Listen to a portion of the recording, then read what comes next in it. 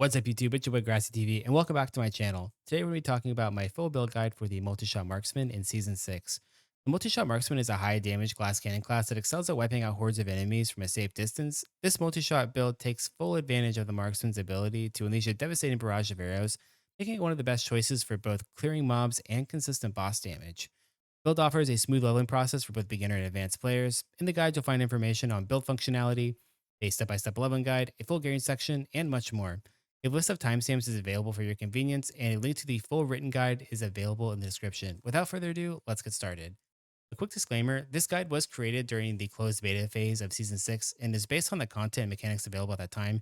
Please note that certain features, balance changes, or other game elements may be updated or modified as the game progresses towards its official release. The information presented here may not fully reflect the final version of the game, and some aspects could be subject to change. While I strive to provide accurate and effective build recommendations, future adjustments by the developers may impact the viability of certain strategies. Always refer to the official patch notes for the latest insights. Starting with the pros and cons for the Multishot Marksman, you do get a built-in movement ability starting at level 1. It's called Vault. It's really nice. You are ranged DPS, which means you're safe DPS. You have great single target, which is a simple skill swap, above average AoE, and really great sustain for life and mana through leech mechanics. Now, you do not have any built-in life, defenses, resistances, damage reduction passes. You don't really have any tankiness, right? You are a glass cannon playstyle. And min-maxing multi-shot is going to get quite expensive as you need a really good weapon for it to perform. So those can be quite expensive into the late game. Looking at our skills, multi-shot is our main clearing skill. This will fire multiple arrows in arc, dealing increased damage. Vault will be our movement skill. This is available at level 1 and it allows us to jump over terrain. It's very, very nice. Cannon turret, you're going to use as a debuff skill for single targets or bosses. This will make them take 105% increased damage from all sources, by the way, not just your skill. It's very strong. Agility is an active buff. This will give you increased movement speed and attack speed. And Volatile Shot is our skill swap for a single target. I do recommend that you stand a little bit close to the boss to make sure that it shotguns appropriately, but it is going to be our best single target option. Now, if you're new to Hero Siege, I do have a full section with tons of helpful resources available. So this is going to give you different strategies for each phase of your journey. So I recommend that you read through at least the first few of these because there's a ton of information here that you'll want to have for just to have a basic understanding of how Hero Siege works. So a before you start guide, this is some simple stuff that you should do before you actually start along your journey, like equipping your companion. A lot of people don't know you get a free companion in the game. So they're leveling for the first, day without a companion. They've missed out on a ton of gold or runes or whatever it may be. So be sure you equip your companion. Set up your highlight filter. I do have instructions on how to do that. Configure different controls, as well as I suggest that you change your minimap hotkey to tab. This will make it more like Path of Exile or D2. Swap your FPS to 60 FPS, and this will also show you kind of how to set up your skill bar. Next, we have our beginner guide. I did make a 2.5 hour beginner guide that has timestamps to practically anything that you would want to know in Hero Siege. So be sure that if you're a new player that you bookmark that and take a look at it. If you aren't familiar with what's going on with Season 6, here is the official Season 6 patch notes. These are live patch notes for Season 6, so they will be updated as the season progresses. Obviously, if you're watching this video after Season 6 has started, be sure you just check out the full patch notes available. The Hero Siege Wiki is, I believe, being updated. I'm not sure. So here's a link to the official Hero Siege Wiki. But I can't tell you if it's going to be updated for Season 6 completely or not, but there is a ton of information here that you'll want to check out. If you're not familiar with how to level efficiently in Hero Siege, here is an explanation on how additive damage works versus skill damage. I do have a full description of that for you. While you're leveling, there are going to be certain zones that you may want to farm in normal, nightmare, and hell just to get the most experience, or if you're trying to find certain items, whatever it may be.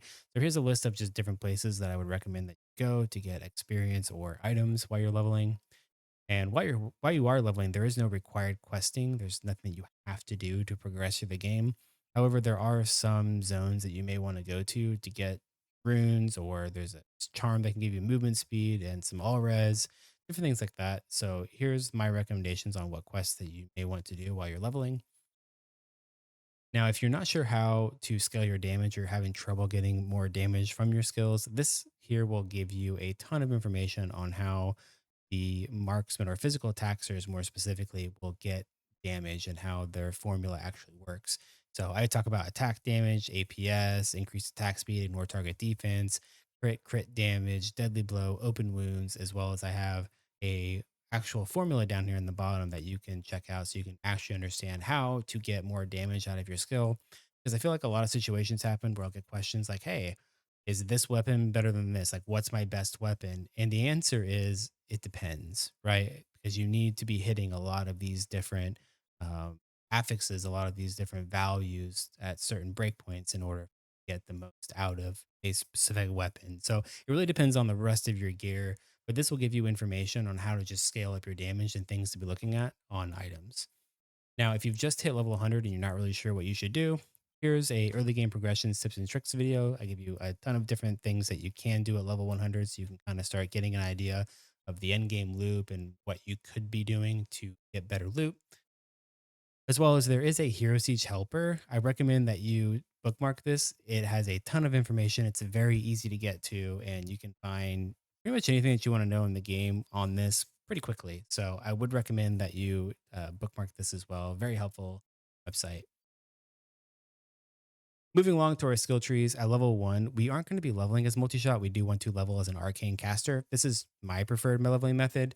You're welcome to choose a different path. So we go for 1 point into vault, the rest in a frag grenade. It's important to grab some energy attributes as you don't have a ton of mana early, and frag grenade putting a bunch of points in it, it's going to make it kind of expensive until you get some mana on kill for sustain. It's going to make this feel really bad. So again, I do recommend that you put some points into energy just to help out with your early mana issues. At level 8, we're going to continue blasting all of our points into Frag Grenade. Make sure you have that 1 point into Vault to move around. At level 16, I like to respec. We will put half of our points into Cannonball Turret and half our points into Frag Grenade. This will make it so that we increase the damage of Cannonball Turret by putting points into Frag Grenade because it's a synergy. Gives us increased arcane skill damage on this skill because we put points into Frag Grenade. So this will allow us to keep the mana cost of our Cannonball Turret a little bit low without putting a bunch of points into it to get the damage out of it. Because you do actually want to have you do want to be recasting these Cannonball Turrets because say you put 3 of them down, right? You can continue putting more and more down because it skips the attack animation for the actual ball that comes out, right? So you place 3 down, it shoots, it shoots, it shoots. Then you have a wait time. You have a delay, like maybe it's 2 seconds before the next cast happens. Well, you can just override that by continuing to cast. So you do want to have this mana cost to be low just so you can continue casting more and more turrets. And also don't forget to have your 1 point into vault so you can continue moving around. At level 30, we will continue putting points into Cannonball Turret while maintaining that same role. Don't put too many in there, just whatever feels comfortable for you. At level 60, you have 2 options. You can go with Cannonball Turret. You can continue that with leveling it. You could go Gunner Drone if you'd like to. I chose to continue on with Cannonball Turret at the time until I could afford to move into Multishot. Multishot's going to require you to have a decent weapon. So you're most likely going to be farming early Rat Den Nightmare to get a 4 socket weapon to make a Ravager or a Sky Song before you're going to be able to switch into Multishot. Once you're able to switch into multi-shot, here's what that skill tree is going to look like. So just put 20 points into multi-shot, 20 points into arrow rain. This is a synergy. 1 point into cannonball turret. This is going to give you that 105% increased debuff on enemies. 1 point into vault, 1 point into agility. And then the rest of our points we will dump into critical accuracy. Assuming that you're still multi-shot, here's what our level 80 tree will look like. Let's need to change that. And then at level 100, here's what our final multi-shot tree will look like. So it's 20 points into multi-shot, 20 points into arrow rain, 20 points into critical accuracy, 20 points into trick shot. These are all of our synergies. Then from there, we'll make sure we put 1 point into cannonball turret for our debuff, 1 point into vault to move around. The rest of our points we will dump into agility just to get more movement speed and attack speed active. Whenever you switch into volatile shot for your single target, here's what that tree will look like. It's kind of the same idea. 20 points into volatile shot, put 20 points into all of its synergies. And then from there, we have 1 point into Cannonball Turret to get the debuff. And you're going to have a bunch of points left over. I ended up dumping all of them into Vault because there's just really not anywhere to put them. So that's what I did. Looking at our sub skill trees, if you're not familiar, sub skill trees are new in season 5. They added 2,800 nodes into the game.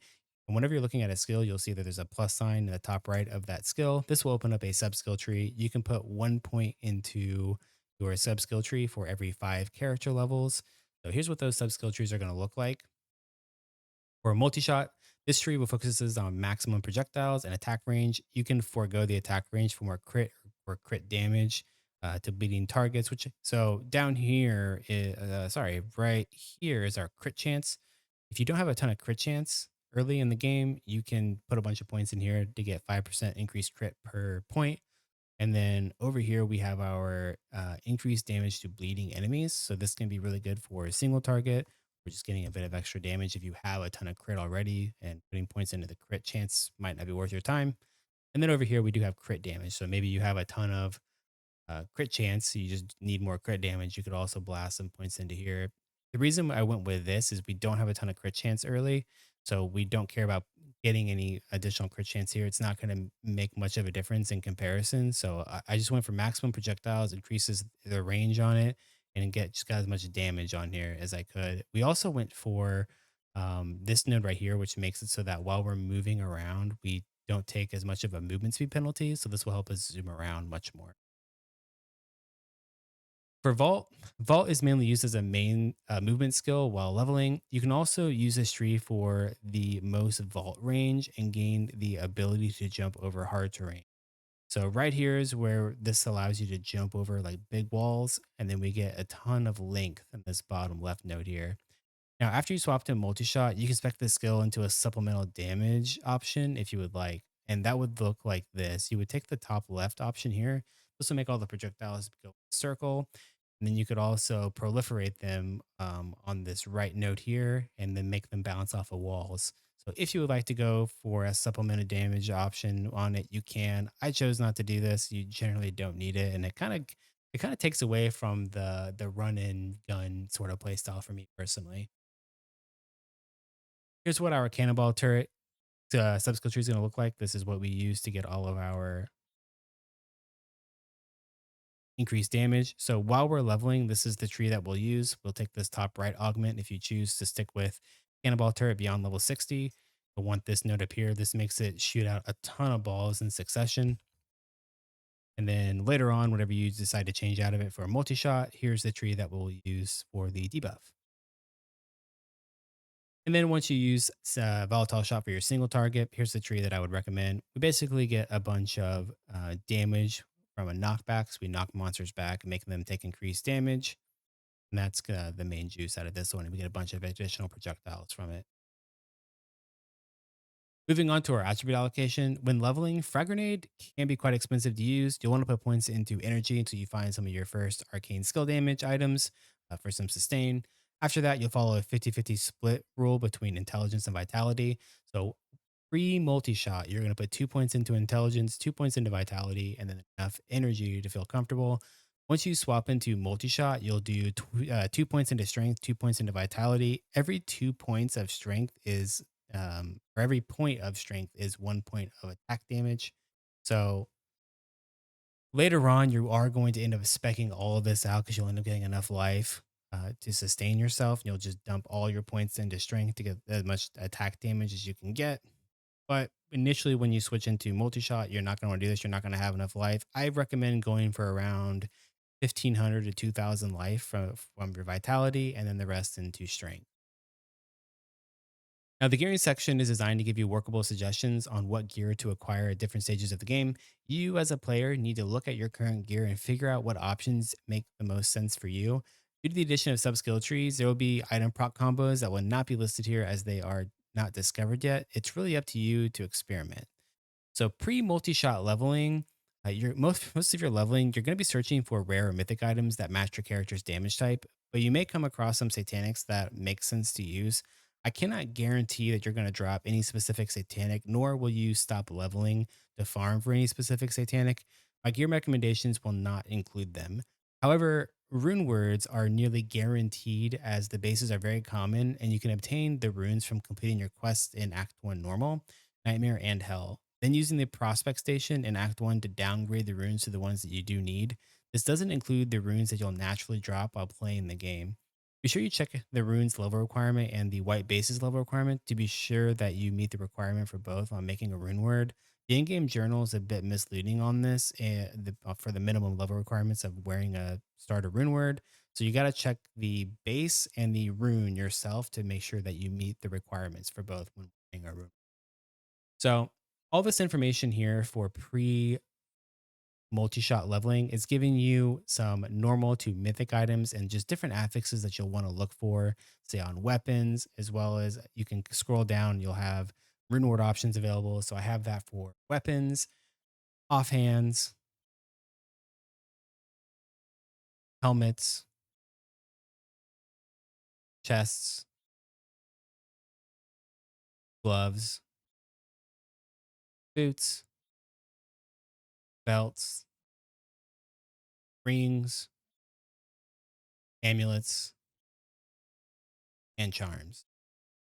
So we did kind of go through this a bit quickly. It's generally the same thing that you're looking for. You're looking for arcane skills while you're leveling, arcane skill damage, flat arcane damage, movement speed, faster cast rate, intelligence, sustain from life and mana on kill. And if you can get energy on charms or energy or mana in different places, that's really nice, or life in different places. It's generally the same stats that you're looking for while you're leveling. If you run into a certain satanics that makes sense for you to wear, if you're reading something and it says, 10% arcane skill damage, well, that makes sense for you because you're an arcane caster. I just can't guarantee that you're going to get any of that stuff, so we don't include that in the guide. Now, once you're ready to make the swap to multi-shot, I recommend you are at least level 60. And the most important piece of gear to obtain before making the swap to multi-shot is your weapon. You, if you have a doo-doo weapon, you're going to do doo-doo damage. All right. So you should already be in Nightmare at this level. If you aren't, go get to Nightmare before you swap. I recommend farming Act 1 Rat Den in the outskirts of Anoia to find bases needed to create some of the powerful early rune words. Do not swap to multi-shot unless you have an S tier base rune word, Ravager or a Sky Song. It will feel terrible. So moving on to our gear recommendations for our weapon, we have Sky Song rune word, we have Ravager rune word. You'll want to make one of these in a S tier bow. Both of these require 4 sockets. For helmets, we have Flesh Ripper. This is a super cheap option. But if you run into any of the additional items shown here, these can be decent as well. So Sky Crusader helmet can give you a ton of resistances as well as PDR. Executioner's headplate comes with skills. It'll give you some attack rating. It's also really nice. Assassin's Hood up to 3 skills, some attack damage, PDR, all res. This has been buffed in season 6. Really nice helmet. And Judge Jury Executioner is probably my favorite here just because you get a shitload of ignore target defense. And this cannot be um, valued enough at this level, especially because you have no ignore target defense. If you run a Sky Song on top of that, it doesn't give you an ignore target defense. It's really, really nice if you can find a 40% or higher ignore target defense for a judge jury executioner. This is my recommended favorite, but again, you either have to buy it or drop it. For chess pieces, um, using your runes gained from Act 1 Normal and Act 1 Nightmare, try and make either one of these chests. So Gladstone Goose has a ton of all resistances on it, and Mayhem is a really good all-rounder. Personally, I prefer the Goose since you're using a two-handed weapon. There are a couple of decent satanics around this level as well if you happen to run into them. So Mayhem is got a little bit of enhanced damage on it with a decent amount of resistances. Gladstone Goose requires a and a pull rune. These aren't that hard to get. You're pretty much guaranteed to get it from doing your Act 1 normal and then your Act 1 nightmare quests. Be able to make a Gladstone Goose. And this has up to 52 all resistances on it, which can be very nice. For gloves, we're going to be looking for a mythic pair of gloves. Look for ones that have crit chance on them, crit damage, attack speed, or enhanced damage. Any of that stuff is really, really nice to get on your gloves. For boots, you just really want to get as much movement speed on them. Honestly, quick steps, they're free 99. Right? Make quick steps. They're perfect boots for an attack based build. You get attack speed, you get life leech, you get a shitload of movement speed. They're very good. Make them. For belts, same difference. We're looking for any skills, crit damage, crit chance, attack speed. Any of that stuff is really nice to find on a belt. Rings, same thing, crit damage, crit chance, attack speed, enhanced damage. Any of those mods you get on a ring, just there's not really a ton of options at this point because you're around level 60 or so, and you're not gonna find some of these crazier early satanics. Amulet, same thing, crit damage, crit chance, attack speed, enhanced damage. I have attack speed in here twice. Charms, same thing. Crit damage, crit chance, attack speed, enhanced damage, resistances, life, mana, movement speed. Get a source of leech, like mana leech, life leech on charms. Fixes your entire build from needing to get leech, right, in one spot, and it takes away from you having to figure it out on your actual gear. That's really important to get. You can also find plus skills to classes here. The chances of you finding one of these is extremely rare, but you could run into a plus skills, right? Next, if you aren't familiar with how star levels work, I do have a video that talks about star leveling. So be sure you check out that video so you can level up your weapon or other mythics that you find that have good rolls on them to get them better rolls essentially. Now, once you hit level 100, I do have a gearing section for that. This is by no means best in slot gear. Most items here could be swapped with strong mythics. Item decisions will revolve around how your character feels over direct power upgrades. So, for example, if your character has built in teleport but a low cast rate, choosing items that have a higher, faster cast rate than others can make the build feel smoother. You could put any combination of these budget items together and feel capable of completing hell difficulty and begin pushing the difficulties farther. So the main goal of this section is just to get you through hell one, essentially. But do not underestimate how strong mythic items can be this early. So looking at weapons, we do want to look for superior, exceptional, astral, or quantum bases that have additional enhanced damage. All skills, attack speed, attack damage, strength based on level. If you're not familiar with what that means, basically you can find a white item on the ground that can have enhanced damage on it. It could have plus skills, it could have attack damage, it can have rolls on it that you can then try and put sockets on, or maybe it already has enhanced damage on it that has four sockets, right? So you're trying to look for maybe a base that has a little bit of extra juice on it to make your rune words on. If you make a rune word on one of those bases, it inherits those attributes that were on the base. So here's some additional information on what to look for with those bases. And scrolling down, once again, for weapons, you just really want to get an S tier Sky Song or Ravager. I prefer the Ravager just because you get ignore target defense on Ravager. However, if you run into a RTXQC 4910 or an F4 weapon, if you're playing trade and want to buy one of these on the auction house, these can be really good options as well. For helmets, Flesh Ripper gives you 15% crit chance and attack speed. It's just really good. You probably don't need to upgrade your helmet. However, if you can run into a Genie versus Grievances, Colossal Avenger, Assassin to Judge Your Executioner being my favorite, any of these helmets will serve you well. For gloves, we have Razor Knuckles, Siege Breakers. Siege Breakers is my recommended just because it does give you that ignore target defense. And I can't stress enough how important ignore target defense is early in the game. You also get up to 25% all resistances on these Siege Breakers. Really, really nice. If you want to go super tanky, Scuttle Crab Gauntlets is a good hardcore option. Throat Cutters, if you don't have any other option. And then the last would be a Mythic with crit damage or enhanced damage. For boots, Quick Steps is really your best option. It's super cheap. I don't know why you'd want to switch to an Arena Master Marchers. You do get two skills. You get the attack speed. You get decent movement speed. These are pretty much quick steps. You just don't get the leech. Up to you, but you do get a little bit of crushing blow.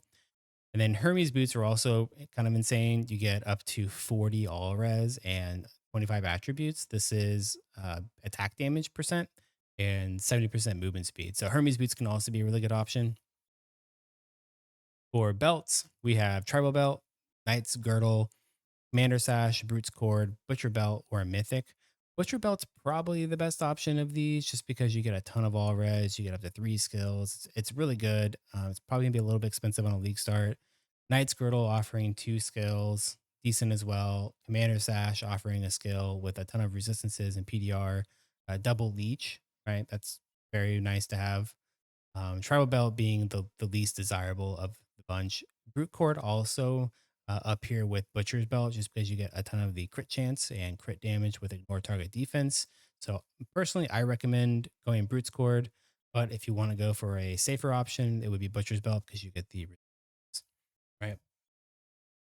For rings, two Kodo wedding bands, very nice. You get 60 up to 60% movement speed with two skills, ton of life, leech, really nice. Elven Graces is your best in slot here. If you can get them, they did nerf the drop rate of them in season 6, so you're probably not going to just drop one. And if you find one on the market, I'd imagine they're going to be rather expensive. But maybe picking up one of these early could be a play just because unfortunately there's going to be some people that just don't know that the drop rate of them got nerfed. So they're going to end up putting them up for maybe a bit cheaper than they should be, right? Because they just don't know. So, yep, that could be a situation. Next, we have Ring of the Coke Raven or the Cow Raven. This is a decent option if you can't get your hands on a Kodos or an Elven. You go for a Cow Raven ring. Last chance would be a crit damage, enhanced damage, mythic ring. For amulets, Raven's Claw is your best in slot here, right? It gives you crit chance, crit damage, some open wounds, and attack damage from strength. All Seeing Eyes are a really good option. 3 skills with a bunch of magic find. And Calyx Fury, if we can't get anything else, right? If you can't find a good mythic with crit damage, enhanced damage, or skills on it, Calyx can be an okay option. And last but not least, we have all of our charms. Here's a bunch of affixes that you'll want to look for on charms. The main thing to look for is crit damage and enhanced damage. These are super important early. And then just whatever else you can fill in.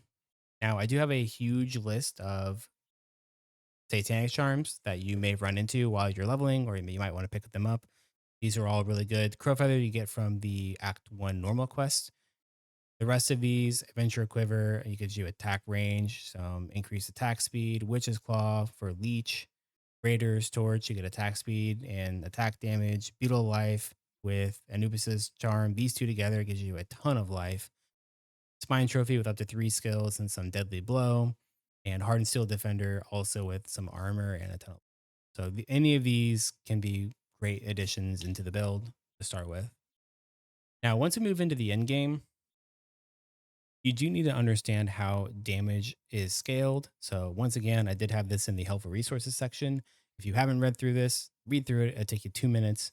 This will explain to you how damage is calculated or how damage works in Hero Siege for physical attackers. So you'll want to understand this.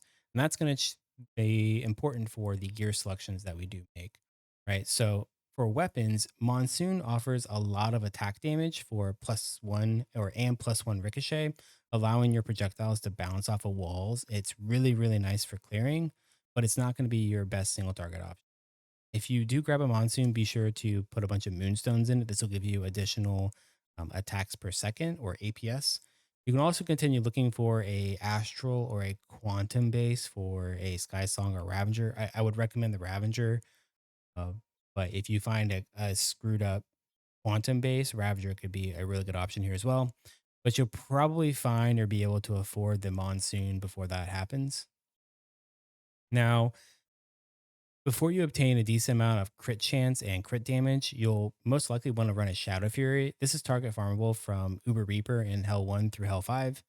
It's just a really strong bow. You get a ton of attack damage, a decent amount of attack speed, APS when socketed with Moonstone gems, or you can use Nut Runes. Those are 10% attack speed versus Moonstones are 15%.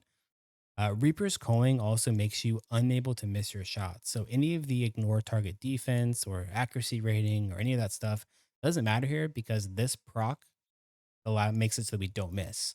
Right, it's very very nice to have, and it gives us a increased damage dealt on those targets.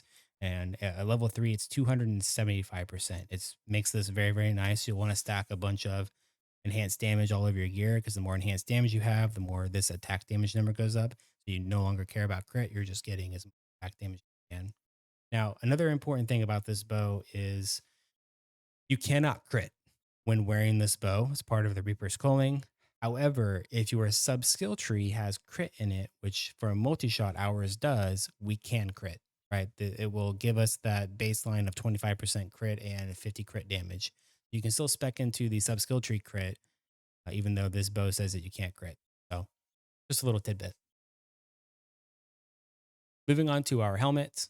Legionnaire is what you'll want to make. It's your best in slot here. Chimera is a new reward in season 6. It's kind of a budget option between Legionnaire and Flesh Ripper. If you go for Shadow Fury and you don't need the crit, Chimera would be your better option because it's going to give you the skills, the attack speed, deadly blow, kind of just a bunch of stuff there, right? Versus if you don't go the Shadow Fury, you want the crit chance, you might stay on Flesh Ripper or try and push for that Legionnaire. Legionnaire also has a proc on it. This gives you Live by the Sword. This is a ton of attack damage and movement speed. And then there's also Delirium Tremis. This gives you up to +8 skills. Maybe you drop a helmet that has a bunch of skills on it and you want to make this on top of it. You could get, 13 skills on a helmet. It's going to be stupid strong comparatively to like Chimera or something. So another really good option. Now, if you're able to pick one up for cheap or you drop a Nikita's, this can be a good option as well. You get 2 skills, 3 fizz skills, 40% deadly blow. This, again, if you didn't read the information before, deadly blow gives us 50% increased physical damage. It's a very strong stat. Getting a 100% deadly blow is very important to this attacker build. A ton of attack rating, ignore target defense, attack damage, just an overall solid helmet. For a chest, there's a few options, and it's going to depend on what your character needs and what game mode you're in. The most effective one here is going to be Executioner's Cocoon. This gives us 4 skills, right? A bunch of attack rating and 275% enhanced damage with all resistances, strength, which is also attack damage. A very, very strong chest. This is your offensive option. Just below this, before you can get into an Executioner's Cocoon, you can make a Fortress. It's very comparable. You have 250 enhanced damage. You do get some attack rating. You get 25% deadly blow, as well as you get resistances, life. It's just a very strong chest as well before you can drop or find a Executioner's. The difference between these two is that Executioner's Cocoon will have the skills and it also has up to 4 sockets on it. So you can put, runes in it. You could put exo runes for deadly blow. You could put different things in there. As to where the fortress you can't because it's a right. Also, if you drop a Heaven's Might, this has 4 skills, up to 6 sockets, a bunch of physical damage, magic damage reduction, vitality. This can be a decent option as well. And Azarius is fantastic if you're playing hardcore. You get a shitload of all damage reduction. You get 4 sockets with all resistances, extra damage to stun monsters, skills, combat orders when you're struck. This is a really good hardcore option. Moving on to gloves. A high rolled brawlers fighting myths is going to give you a ton of attack damage, and these are target farmable from the Uber boss Sung Lee. These can be farmed in Hell 1 if you would want to. I would recommend that you try and push to at least Hell 3 to farm them just for the drop rate of it, being much lower if you're not farming him in Hell 3 or higher. So I would definitely go for the brawler mitts from Sung Lee. If you drop alley boxing gloves, these are okay. It can be a decent alternative, but they're outscaled by brawler fighter mitts. And they can also be quite outscaled by just running a really good enhanced damage pair of gloves. Moving on to boots, crush fleets are very strong. There's really nothing better here. Go for the crush fleets.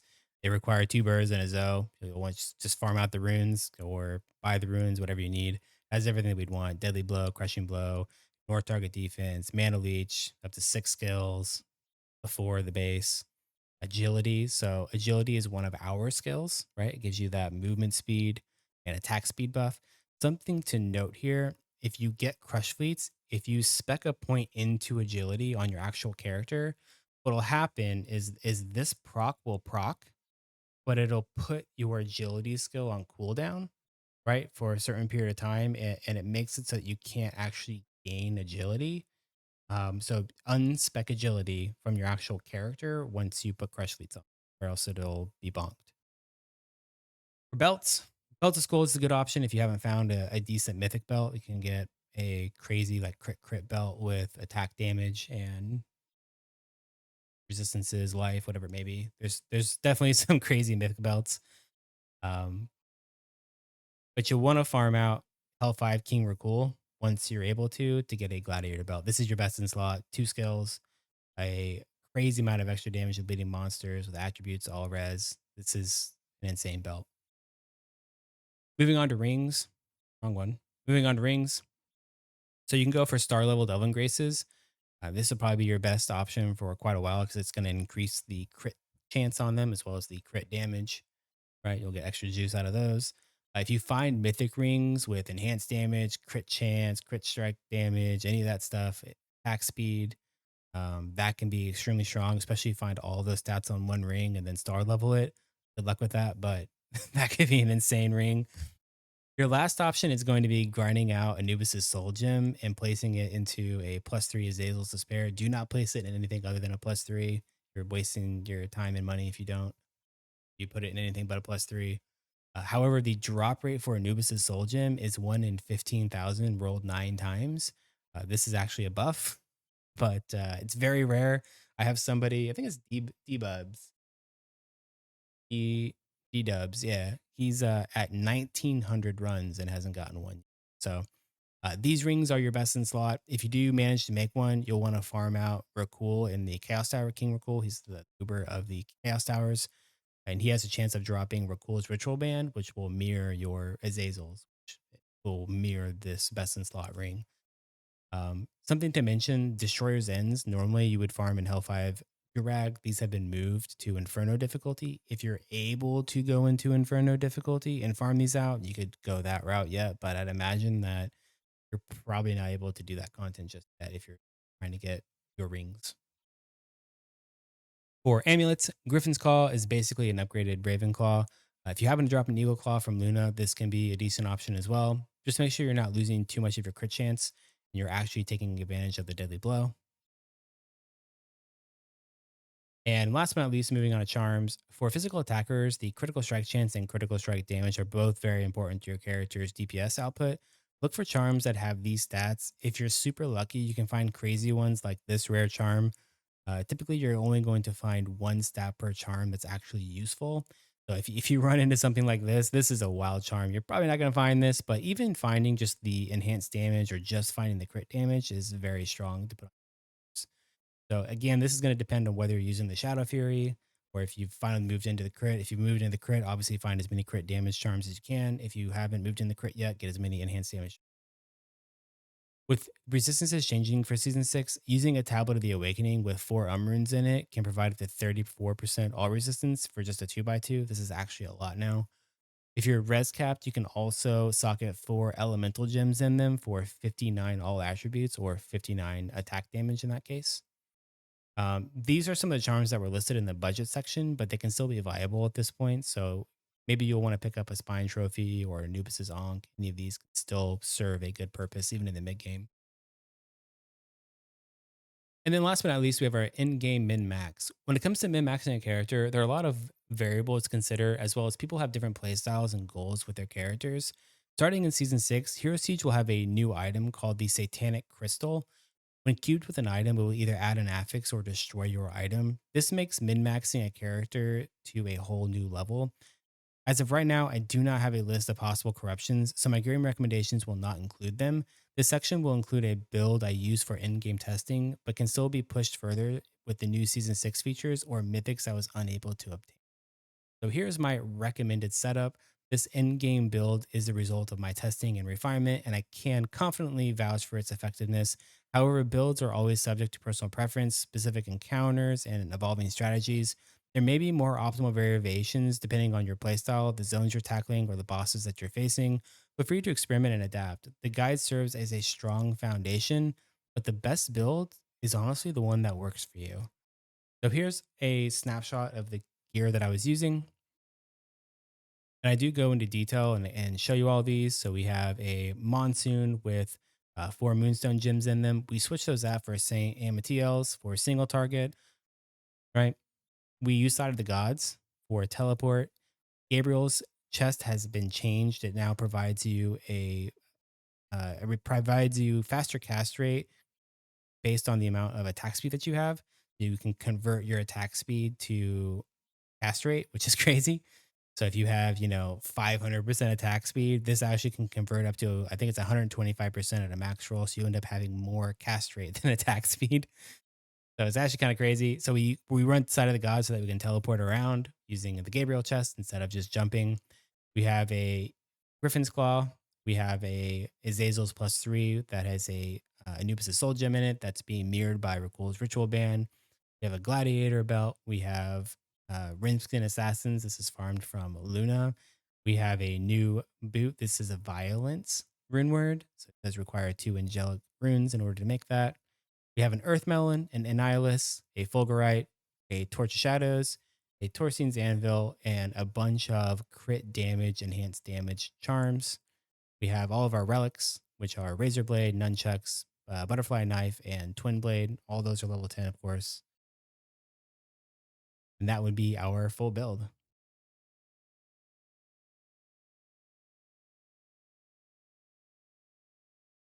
So moving on to those relics, I do give you some recommendations on relics to pick up. Um, the main ones are Twin Blade, Nunchucks, Razor Blade, and Butterfly Knife. These are your best relics. You really cannot get any better than this. You might drop one of them. Maybe you'll drop Nunchucks, or maybe you'll drop Butterfly Knife. If you would like to get Triforce, this will give you resistances and all attributes. Just keep in mind that the Triforce has actually been nerfed. I don't have a way to update this here, but it's actually 10% all res at level 10, or 1% per Triforce, not 3%. For potions, here's a list of the potions that I recommend. You have Elixir of Death, Rad Bull. This will give you attack speed, movement speed. Elixir of Unworldly Cognitions for experience. Witch's Potion, if you just want a potion for life and mana. Probably can forego this since you have a stupid amount of leech that you'll probably never use this. A gold inlaid mysterious potion. This will give you magic find and gold from monster kills. This has actually been changed in season 6. This is now an angelic potion, just a heads up. Empty bottle of vodka gives you a bunch of plus skills.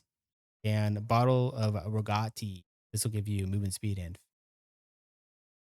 kind of a potion options here. For chest augments, your best option is most likely going to be Berserker Rage for the most DPS. This will give you increased lifesteal and attack damage, but it does decrease your all res. And with season 6 having the resistances penalty changed a bit, this could be kind of a rippy, especially for playing hardcore. But I'd imagine this is your best DPS option. If you want to forego losing the resistances, going Tempest Strikes can also be strong. This will give you a stack of Tempest. Each stack of Tempest increases your attack speed and movement speed. When you reach when you reach the maximum stacks, you become empowered, which doubles the effects for a short period. Then you drop the stacks. This has also been nerfed in season 6 and no longer provides 700%. It is now 350%. Lethal Tempo did get buffed in season 6. It increases your attack speed and also gives you 8% crit damage per level, so up to 56% critical strike damage. And then if you're playing hardcore, you can go for Survivor Shield. This will just basically give you a cheat death. Moving on to hero levels, I do have a guide for how to spec your hero level tree. The tree generally provides utility over character player power, so it can be very situational. So this video will describe different paths that you'll take based on your character situation. Generally, for physical attack based builds, I would recommend running for the charm slots first. In the very beginning of your skill tree, you also have the ignore target defense section. You probably would take that. And then I always rush charms usually on fizz builds because you need the charm space to get as much enhanced damage as you get. But I do have this whole video that you can check out to get, some insights on why you might go certain strategies over others. For your mercenary, we are going to use the Act 1 mercenary.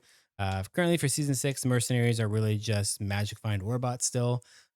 So we're going to be getting as many items as we can to increase our magic find, as well as here's the skill tree for your mercenary that I recommend. You basically just take all the damage reduction, life per hit, life regen, dodge, and a little bit of armor. So for weapons, Valkyrie is your best in slot. Want to give a Valkyrie to your Merc. It does require a key rune, but this is going to give you Fanaticism aura. This increases your attack speed. So make a Valkyrie. And then you can also go Aurora's Might. This is very cheap. This will give you Lunar Aura. This gives you a ton of all resistances for your character. So this would be your option before you have a rune to make Valkyrie. I personally don't like putting all my resistances on a Merc because if my Merc dies, then I lose all that resistance. So it's not like you're putting the resistance on your own character. But this is up to you. If you want to run your Merc as a way just to have, res cap, then by all means go for it. There are also some other options. Sacred Whip can give you some Magic Find, Ceremonial Dagger, Death Smear. All of these are Magic Find options. Death Smear in Season 6 is down a SS Heroic. So this will be, it's also buffed. It gives you a little bit of extra juice now. Chests, we have Upi Sweater, Empires, Military Plate, Mystique Allure. Mystique Allure is your best one for Magic Find if you get one with two sockets on it. But any of these will be just fine. And just really anything you can pick up off the ground or throw on your Merc so he doesn't die. Same for helmets, Harley Quinn, Harley Vale, the bucket. All of these are just Magic Find helmets. The bucket also got buffed in season 6. It's now an SS Satanic. Like I said, got buffed and it has 5 sockets on it now. So you can get a little bit extra Magic Find on it. So you'll probably wear a Harley Quinn crest for a while until you can afford to go into one of these options. You could also just pick up a helmet off the ground that has 4 sockets on it, like a white helmet, and throw 4 ists in there if you can't find any other option. That would work for some Magic Find. And then for offhands, we have Den Glider Inn, Wall of the Legion, Leprechaun's Greed, Novice's Tower. So Leprechaun Greed is now an SS tier, Satanic. It did get buffed, of course. And then Novice actually is a really good option because you get up to 4 sockets on it with 20 Magic Find. Like you actually get a ton of Magic Find on Novice Tower. And if you can't find any of these other options, a Wall of the Legion, it's 6 socketed. You could throw 6 assists in there for the Magic Find as well.